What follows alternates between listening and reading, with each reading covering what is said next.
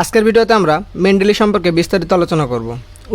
মেন্ডেলি নিয়ে আলোচনা করার আগে আসুন আমরা জেনে নেই আসলে মেন্ডেলি কী কাজে লাগে এবং কোথায় মূলত এটা ব্যবহার করা হয়। তাহলে মেন্ডেলি সম্পর্কে একটা ওভারঅল ধারণা চলে আসবে। সো বেসিক্যালি মেন্ডেলি একটা রেফারেন্সিং টুল বা রেফারেন্সিং সফটওয়্যার। এখন অনেকেই বলতে পারেন রেফারেন্সিং টুলটা আসলে কী। রেফারেন্সিং টুল হলো একটা সফটওয়্যার যা মূলত জার্নাল পেপার, রিসার্চ পেপার অথবা কোনো কনফারেন্স পেপার বা কোনো প্রজেক্ট পেপারে রেফারেন্স বসানোর কাজে ব্যবহার করা হয়। বিষয়টা আরও একটু ভালোভাবে ক্লিয়ার করা যাক। ধরুন আপনি কোনো রিসার্চ পেপার লিখলেন, এখন আপনার পেপারের জন্য 200 থেকে 300টা মতো রেফারেন্স বসানো লাগবে। কিন্তু একবার ভাবুন তো, এই 200 থেকে 300টা মতো রেফারেন্স যদি আপনি ম্যানুয়ালি বসাতে চান তাহলে আপনার কী পরিমাণ সময় ব্যয় হবে। আর এই জটিল কাজটাকে সহজ করার জন্য রেফারেন্সিং সফটওয়্যার বা রেফারেন্সিং টুলের প্রয়োজন হয়। আশা করি ব্যাপারটা এখন ক্লিয়ার। সো মেন্ডেলি সম্পর্কে আমাদের আজকের এই ভিডিওটা মূলত 4টা ক্যাটাগরিতে ভাগ করা হয়েছে। তো সবাই মিলে চলুন এবার কিছু জ্ঞান অর্জন করি। তো মেন্ডেলি নিয়ে আমাদের আজকের এই ভিডিওটা মূলত আমরা 4টা ক্যাটাগরিতে ভাগ করেছি। সো নাম্বার 1 ক্যাটাগরি ইজ মেন্ডেলি কী, এবং দ্বিতীয় ক্ষেত্রে আমরা আলোচনা করব যে মেন্ডেলি সফটওয়্যারটা মূলত কাদের জন্য, এবং তৃতীয় ক্ষেত্রে আমরা আলোচনা করব কেন মেন্ডেলি সফটওয়্যারটা আমরা ব্যবহার করব, এবং লাস্ট মেন্ডেলি সফটওয়্যার ব্যবহারের কিছু সুবিধা। প্রথমে আমরা আলোচনা করব মেন্ডেলি কী। তো সহজ ভাষায় মেন্ডেলি একটা ফ্রি রেফারেন্স ম্যানেজার, যার সাহায্যে আপনি আপনার রিসার্চ পেপারের জন্য রেফারেন্স বা একটু সহজ করে বললে সাইটেশনগুলো খুব সহজে সংগ্রহ করতে পারবেন। দ্বিতীয়ত, মেন্ডেলি একটা একাডেমিক সোশ্যাল নেটওয়ার্কিং সাইট, যার সাহায্যে আপনি আপনার রিসার্চ অন্য কোনো রিসার্চারের সাথে শেয়ার করতে পারবেন। মেন্ডেলি 2008 সালের আগস্ট মাসে প্রথম চালু হয় এবং পরবর্তীতে 2013 সালে বিখ্যাত একাডেমিক রিসার্চ পাবলিশার এলসেভিয়ার এটা কিনে নেয়। এখন আমি আলোচনা করব এই মেন্ডেলি সফটওয়্যারটা মূলত কাদের জন্য, অর্থাৎ কাদের জন্য এটা ব্যবহার উপযোগী, বা অন্য কথায় কারা এটা ব্যবহার করতে পারবেন।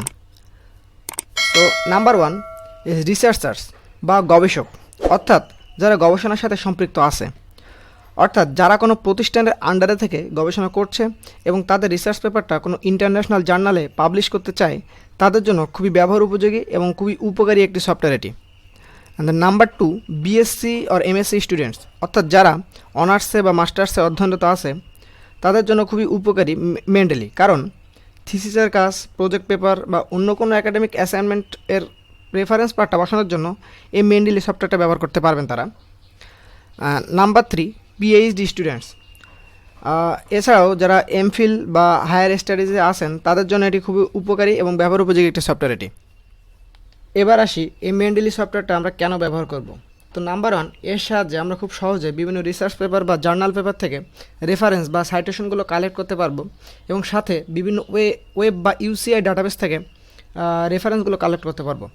Number 2, automatically generate citation and bibliographies, অর্থাৎ এই মেন্ডেলি সফটওয়্যারের সাহায্যে অটোমেটিক্যালি আপনি আপনার পেপারের জন্য সাইটেশন বা বিবলিওগ্রাফিগুলো বসাতে পারবেন।